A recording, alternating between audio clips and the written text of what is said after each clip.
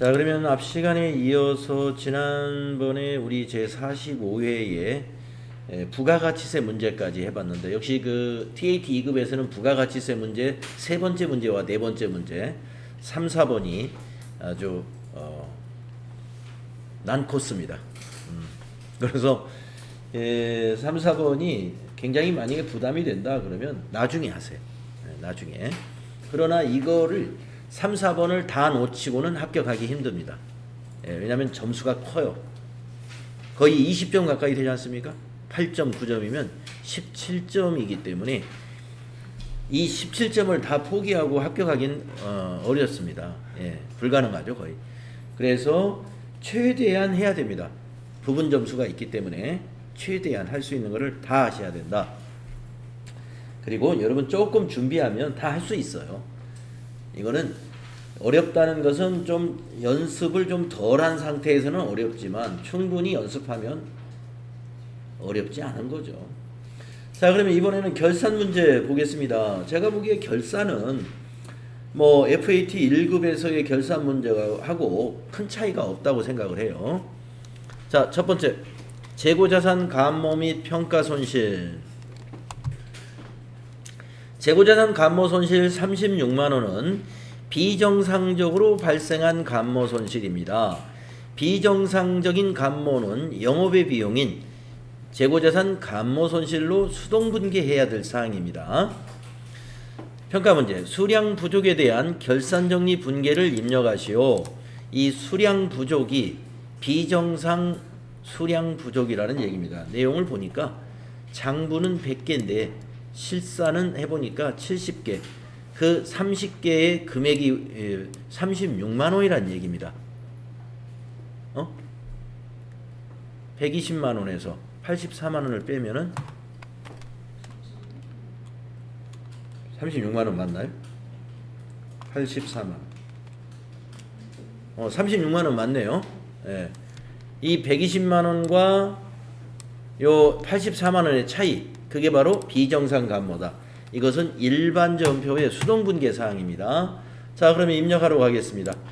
일반전표 12월 31일을 입력하시고 차변에 재고로 검색하시면 재고자산 감모 손실입니다. 939 영업의 비용이죠. 36만원 입력하시고 대변은 상품, 벌써 제품. 제품이죠. 제품 150번. 상품 아닙니다. 적요를 또 이게 해줘야 돼요. 적요 안 넣어주면 이 문제 틀리는 겁니다. 왜 그러냐면은 타계정 대체를 안 해주면은요, 손익계산서에서 이 제품의 매출원가를 구할 때 매출원가에 더해져 버려요. 매출원가에서 이건 빼줘야 되는 거거든요. 그래서 타계정으로 대체 8번 적요입니다. 9번 적요하고 이름이 비슷한데 9번 하면 안 돼요. 타계정으로 빠져나간 거다. 타계정으로 대체 36만원 이렇게 해야 됩니다. 재고자산 감모 손실, 비정상적인 감모는 타계정 대체, 제품에 타계정 대체 넣어주시고, 만약에 FAT 1급에서 이 문제가 나왔다 그러면 이제 대변의 제품이 아니고 상품으로 문제를 내겠죠. 그러나 우리 회사는 제조업이기 때문에 마스크 제조업인가 그러죠. 그렇기 때문에 여기 보면 제품이었습니다. 자, 결산 문제 하나 했고요. 그 다음 두 번째, 결산자료 입력에 의한 자동결산 문제를 냈습니다. 자료설명, 당해년도 7월 제품 생산을 위한 황사 방지기능 특허권을 취득하였다. 제시된 자산에 대해서만 감가상각을 할 것이다. 고정자산 등록 메뉴에 등록하여 특허권에 대한 무형고정자산 상각비를 계산하고 자동계산 메뉴를 이용하여 결산을 완료하시오 이랬습니다. 자동결산 메뉴, 결산자료 입력 메뉴를 말하는 겁니다. 자, 고정자산 등록과 그 다음에 결산자료 입력을 통해서 자동 결산해라. 그러면 입력을 해보겠습니다. 고정자산 등록 메뉴에 가야죠. 자, 엔터를 3번 치시고 밑에 계정 과목 더블클릭 또는 F2를 눌러서 특허권을 찾아주시는데 무형자산은 스크롤을 아래로 한참 해야 나옵니다. 밑으로 내려가야 무형자산이 나와요. 232번 특허권 확인. 코드 101번. 자산은 황사 방지 기능.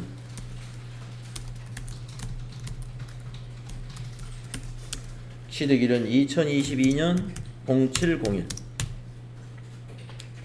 2022년에 취득가액 3천만 원은 몇 번에다 입력해야 될까요? 4번에 넣어야 됩니다. 신규 단기에 취득한 것은 4번에 넣는 겁니다. 쭉 내려가서 9번에 정액법 1번 정액법 그대로 두시고 내용연수 10번에다 입력합니다. 5년 경비급은 800번대 여기 자동으로 기본값이 800번대로 되어 있습니다. 네, 그러면 여기에 지금 회사계상 상각비는 300만원이다.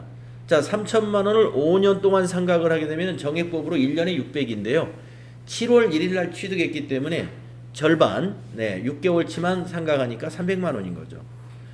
이거를 우리가 특허권의 상각에다가 입력을 하는 방법은 이걸 기억에다가 그냥 입력하는 방법이 있고 월별 감가상각 계상을 이용해서 자동으로 찾아서 입력하도록 하는 방법이 있어요.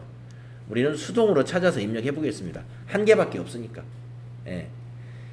만약에 고정자산권이 여러 개 있다 그러면 다 찾아서 입력하는 것이 더 힘들 수가 있어요. 그거는 월별 감가상각비 계산 잠깐 들어가서 딱 조회한 다음에 저장한 다음에 한꺼번에 자동으로 입력하는 게 좋겠지만 이건 딱 하나니까 수동으로 처리하겠습니다. 300만원 기억하시고 전체 메뉴에 가서 결산자료 입력에 갑니다. 결산자료 입력에 월을 1월부터 12월까지로 입력하시고 다른 거는 다 없는 걸로 간주하고 특허권 하나만 입력하면 되니까 아래로 쭉 내려가 보세요.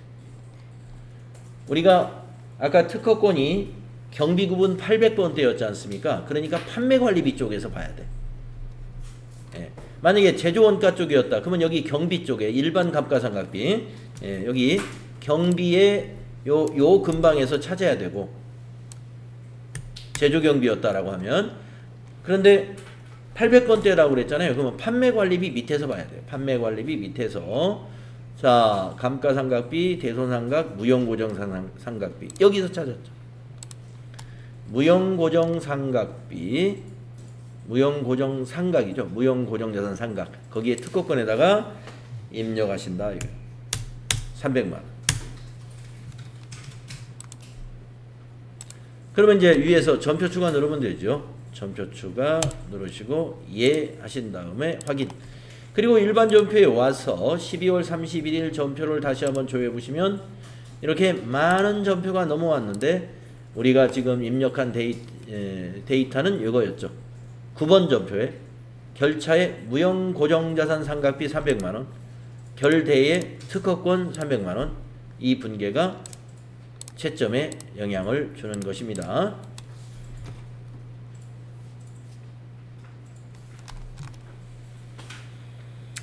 (9번) 전표예요. 자, 다음은 이제 근로소득관리 25점짜리입니다. 네. 근로소득관리가 문제가 이제 TAT 2급에서 맨 뒤편에 있기 때문에 근로소득관리를 대체로 맨 나중에 하거든요. 네. 그런데 뭐 저는 근로소득관리를 여러분이 쉽게 느끼신다면 먼저 하는 게 좋아요. 먼저 쉬운 거를 먼저 하는 게 좋다. 자, 근로소득관리 한번 해보겠습니다. 가족관계 증명서에 의한 사원등록 문제가 출제가 되었습니다. 20년 1월 1일에 본사회계 팀장으로 입사한 김원일의 가족관계 증명서입니다. 부양가족은 김원일과 생계같이 하고 세대주라고 했습니다. 김원일이 세대주다.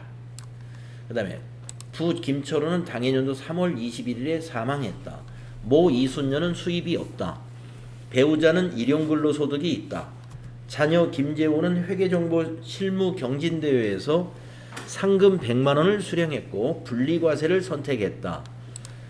김재은은 소득이 없으며 장애인 복지법에 따른 장애인이다. 형제인 김수일은 6월 30일에 퇴직하여 현재 재취업을 준비하고 있고 실업급여를 받았다. 세부담을 최소화하는 방법을 선택해라. 자, 그러면 가족관계 증명서 여기 있는 김원일의 가족사항을 지금 보고 있는 거고요. 그러면 어떻게 해야 될까요? 사망신고서 아버지 거 있는 것이고, 자, 그러면은 김원일을 불러내겠습니다.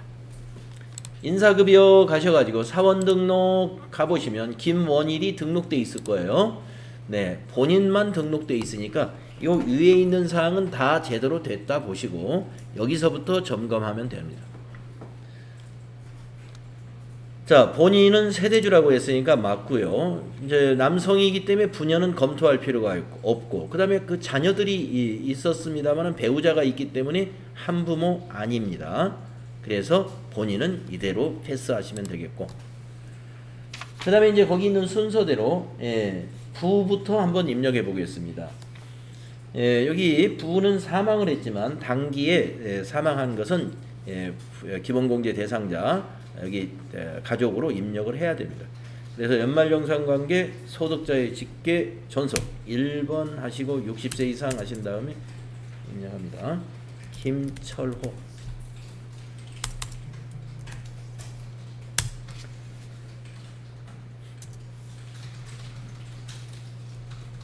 (510505 1678526) 그 다음 모친도 입력해야죠. 1번 소득자의 직계존속 60세 이상으로 해서 이순녀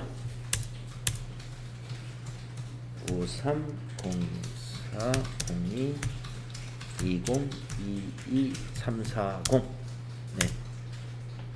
그 다음에 배우자 입력해야죠. 배우자 3번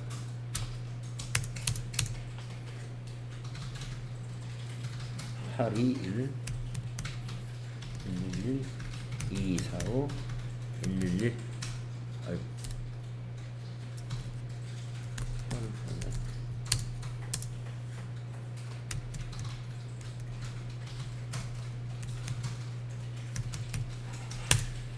그 다음에 자녀 입력하겠습니다. 4번 직계 비속 20세 이하 넣고 김재호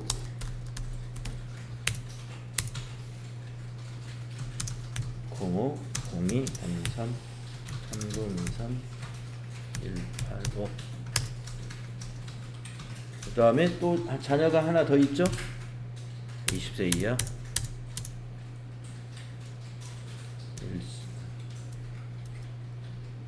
김재은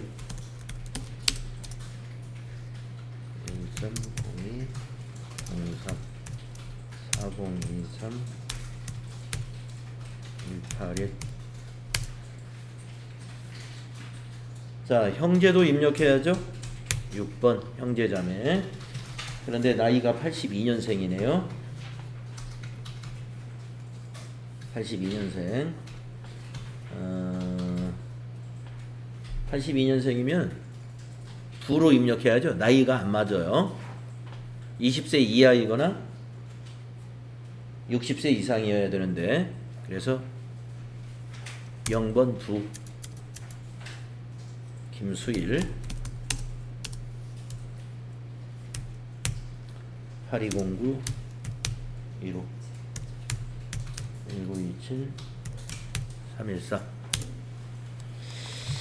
자, 입력해놓고 한번 검토해 보세요. 아까 우리가 빠르게 읽었는데, 자, 우선 부는 사망에 관계없고, 모친은 수입이 없고, 배우자는 일용근로소득이니까 수입이 없고, 자녀는 경진대회 가서 상금 100만 원 받았지만 이 100만 원은 그 분리과세, 기타 소득 300만 원까지는 분리과세를 선택할 수가 있습니다. 분리과세니까 빼는 거고. 그다음에 딸을 김재은이는 장애인이군요. 소득이 없고. 그러면 김재은에 대해서는 여기 장애인 복지법이니까 1번 넣어주겠습니다. 장애에다가 1번. 그 다음에 형제 김수일은 퇴직을 한 사람이고 현재 재취업을 준비하고 있고요. 그리고 실업급여 200만원. 뭐 실업급여는 비과세이기 때문에 소득으로 보지는 않습니다. 하지만 김수일은 나이가 20세 이하이거나 60세 이상에 해당이 돼야 되는데 그래야 기본공제 대상자가 되는데 아니기 때문에 기본을 부로 해서 김수일을 입력하면 된다. 맞게 됐을까요?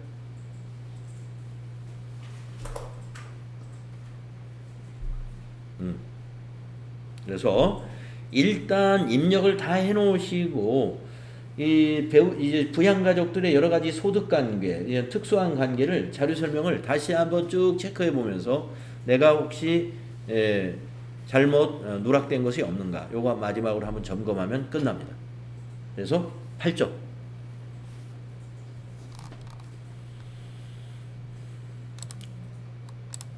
다음 문제 가보겠습니다. 중도 퇴사자 원천징수 문제가 나왔네요. 자료 김영주 4월 급여. 수당이 이제 하나가 필요하겠군요. 공제 항목은 보니까 전부 기본으로 다 정산. 요거 필요하겠군요. 자료 설명. 4월분 급여 대장이다. 관리부 김영주 사원은 22년 4월 30일에 퇴사했습니다. 중도 퇴사자 정산은 기등록되어 있는 자료 이외의 공제는 없는 것으로 한다. 급여 지급일은 매월 30일이다. 그러면 4월 30일이고 지급일이 4월 30일이라는 얘기입니다. 퇴직 위로금은 과세에 해당이 됩니다. 김영주 사원의 퇴사일을 입력하시오. 자, 1번부터 평가 문제 시작하겠습니다. 자, 사원 등록 가셔서 김영주 선택하시고 퇴사일을 여기다 입력하겠습니다. 2022년 4월 04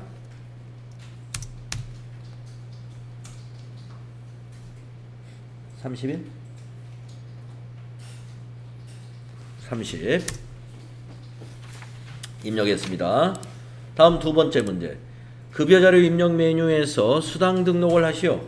수당 등록하겠습니다. 자, 인사급여 들어가셔가지고 급여자료 입력을 클릭하신 다음에 여기 수당 공제 등록을 누르는 거예요. 월을 미리 입력하면 안 됩니다. 수당 공제 등록 가셔가지고 거기 퇴직 위로금 수당 하나 넣어야 되죠. 자, 여기다가 퇴직 위로금 과세입니다. 퇴직 위로금은 1번 과세, 1번 급여로 보는 거예요.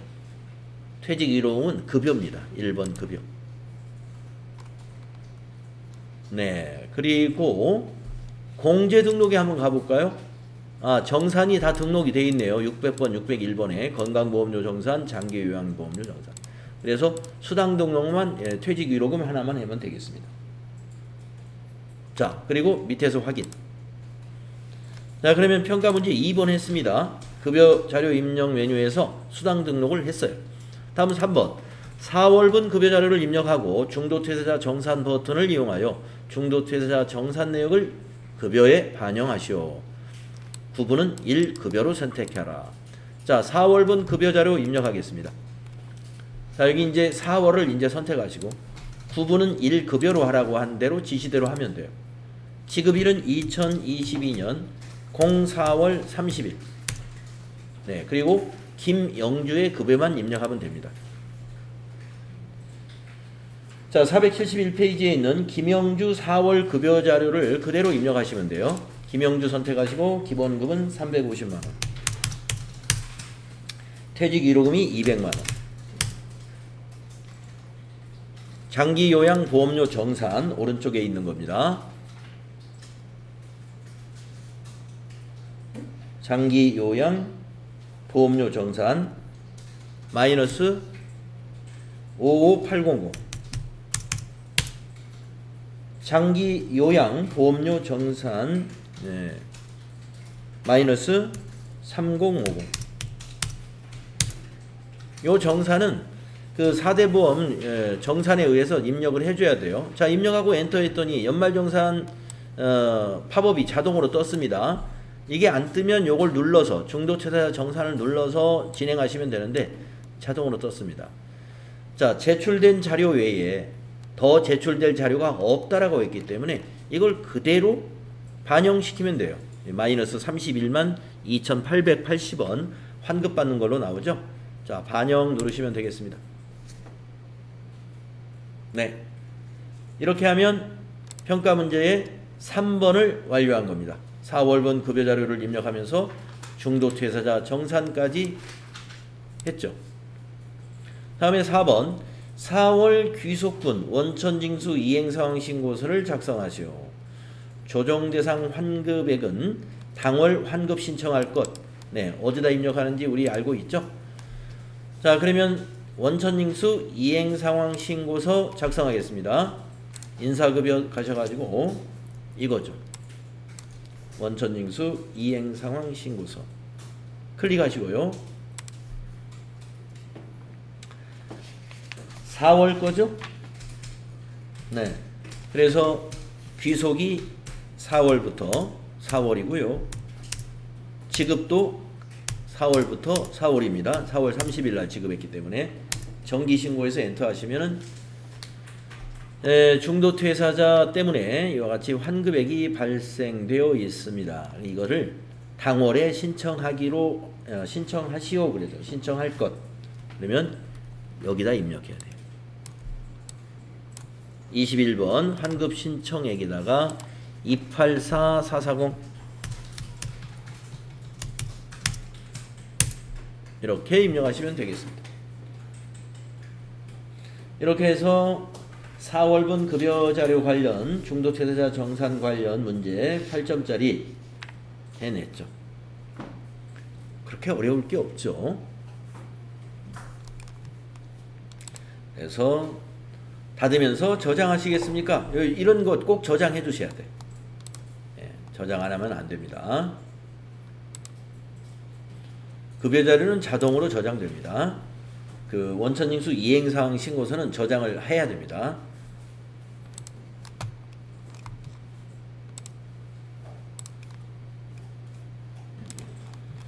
자, 그래서 두 번째까지 했고요. 마지막 세 번째 문제는 연말정산. 국세청 연말정산 간소화 및 이외의 자료를 기준으로 해서 연말정산을 하라. 9점짜리 보도록 하겠습니다. 사무직 박한영의 연말정산을 하라는 것. 사원 등록의 부양가족 현황은 사전에 입력이 되어 있다. 부양가족은 박한영과 생계를 같이 한다. 연말정산 근로소득 원천징수 영수증 메뉴에서 연말정산을 완료하시오. 의료비 세액공제는 의료비 탭에 입력하며 국세청 자료는 공제대상 합계금액 한 건으로 집계하여 입력한다. 보험료 세액공제는 소득공제 탭에 입력한다. 교육비도 소득공제 탭에 입력한다. 연금저축은 정산 명세 탭에 입력한다. 소득공제 및 세액공제는 최대한 세부담을 최소화하는 방향으로 선택한다. 자, 가족이 본인 포함해서 4명이네요. 배우자는 기본공제 대상자는 아니겠군요. 총 급여가 1,000만 원이기 때문에.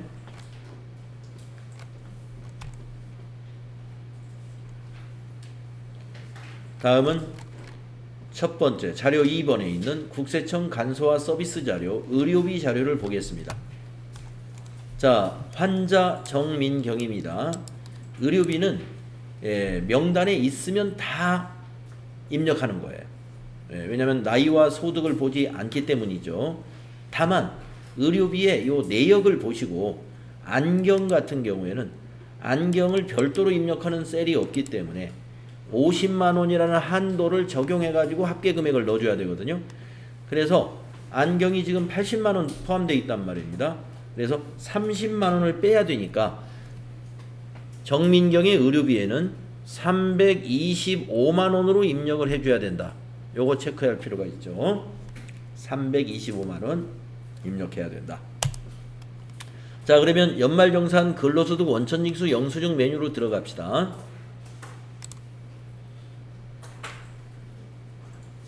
그런 다음에 코드에서 더블 클릭을 해가지고 네, 우리 시험에 나온 박한영만 불러내면 되겠습니다. 박한영 두 번째 사람 확인.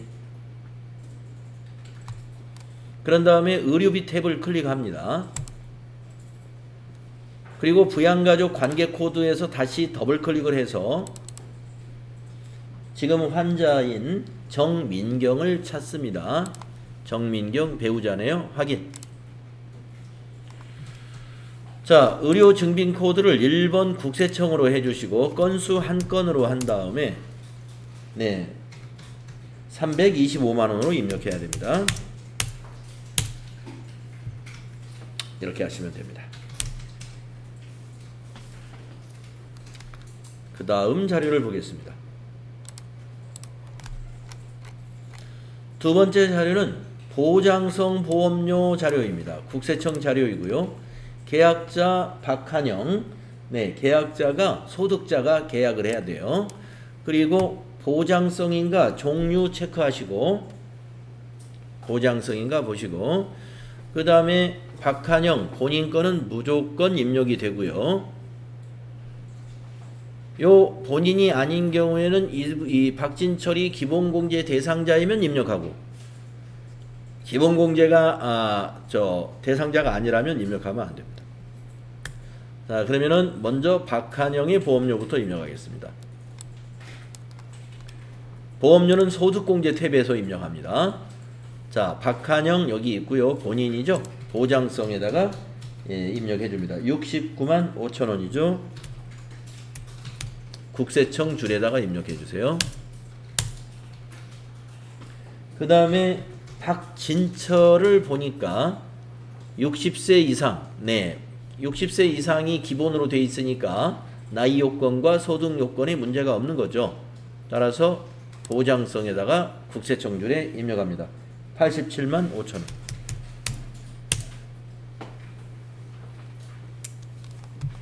네, 이렇게 입력하시면 되겠네요. 다음 페이지 넘겨서 다음 자료는 교육비 자료입니다. 학생이 박한영입니다. 대학원이네요. 자, 우리가 지금 박한영의 연말정산을 하고 있는 게 아니죠. 아니구나. 본인이네요. 박한영. 네. 네, 본인의 대학원 교육비는 입력이 가능하죠. 네, 그래서 교육비 입력하겠습니다. 교육비도 소득공제 탭에서 입력합니다. 박한영 오른쪽으로 쭉 가셔가지고 여기 본인 여기 일반 국세청에다가 500만 원 입력하시면 되겠습니다.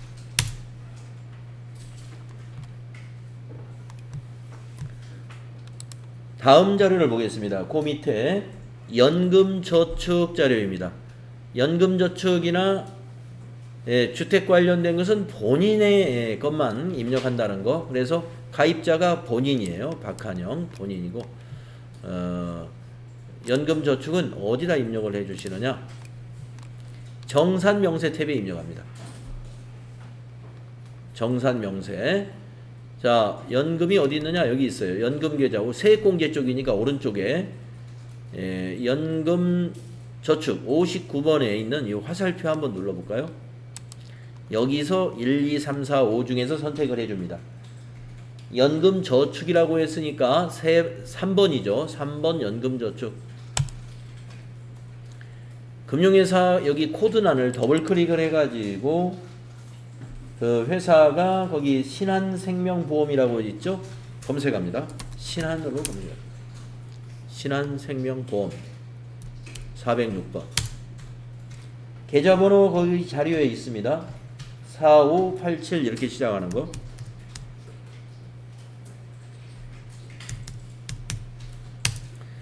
불이백은 당해년도 불이백을 입력합니다. 됐습니다. 그래서 불이백에 15% 또는 12%로 세액공제를 적용해 줍니다. 자, 밑에 확인 누르시면은 네. 60만 원 10%가 적용됐네요. 세액공제 받았다. 네. 그래서 지금 박한영의 연말정산 자료 다 입력했습니다. 9점짜리. 네, 그래서 지금 소득세 실무가 25점인데 보시다시피 쉽다 이겁니다. 네. 아마 몇 번만 더 해보면 이 소득세 문제가 점점 쉬워져요. 점점 쉬워집니다. 그래서 소득세 25점짜리는 여러분이 다 맞출 수 있어요. 25점 다 맞출 수 있도록 조금만 노력하면 이건 25점을 다 맞을 수 있습니다.